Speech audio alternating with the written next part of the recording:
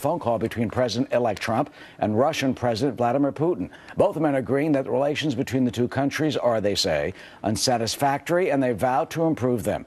President Putin saying this, quote, "As I've repeatedly said, that it's our fault that Russian-American relations are in that poor state. But Russia is ready and wants to restore the full-fledged relations with the United States." Well, Mr. Trump's transition team said, quote, President-elect Trump noted to President Putin that he is very much looking forward to having a strong and enduring relationship with Russia and the people of Russia. So what does all this mean? Keita McFarland joins us. She's a Fox News national security analyst, former Deputy Assistant Secretary of Defense in the Reagan administration, and is also on President-elect Trump's National Security Advisory Committee. KT, good to see you. So Long title. We'll get to that in a minute. So they have this a telephone conversation, right. And then just a couple of hours later, apparently, Russia launches what they call a major air assault and bombing of Aleppo. Some are worrying that Mr. Trump's election may give Mr. Putin a green light. Basically, he'll be unrestrained. What do you think? You know, first of all, the conversations like this, phone calls, congratulatory phone calls, happen all the time. We do it when other countries elect new leaders, so that's normal.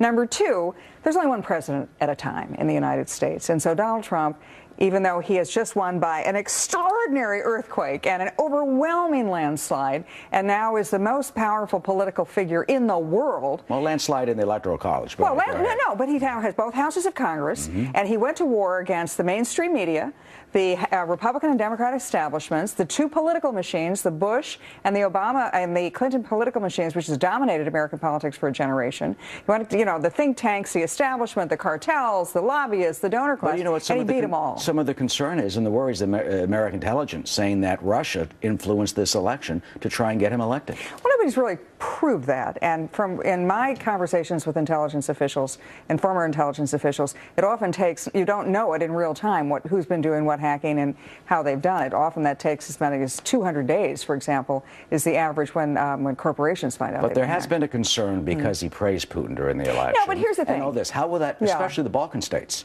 I mean, in Ukraine, they're worried. In Estonia, the Baltic states, the Kremlin has already called on President-elect Trump to withdraw the NATO troops from the border.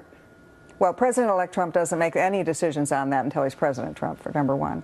Number two, I thought that the press release that came out as a result of their phone conversation yesterday was it told a lot of things. And the translation is, when President Putin said, "We look forward to a period of mutual respect," etc. Mutual respect. Now, that's been absent from the U.S.-Russian relationship for the last 8 years. President Obama's his modus of operandi is he says he insults Putin in public, humiliates him, talks about it being the wrong side of history and a declining regional power, where in private they gave him all the concessions. Now, Trump has said pretty clearly he offers respect to Putin. Putin's press release says that they're looking for that respect. But I'll tell you, Donald Trump is the toughest negotiator around. And so the fact that he has public praise and respect for Putin, and then privately probably will be one heck of a tough negotiator. But has Putin earned that respect of the West when you're dealing with the crackdowns, you're dealing with the journalist issues, dealing with Crimea, you're dealing with what he did in Ukraine, and trying to undermine our interests?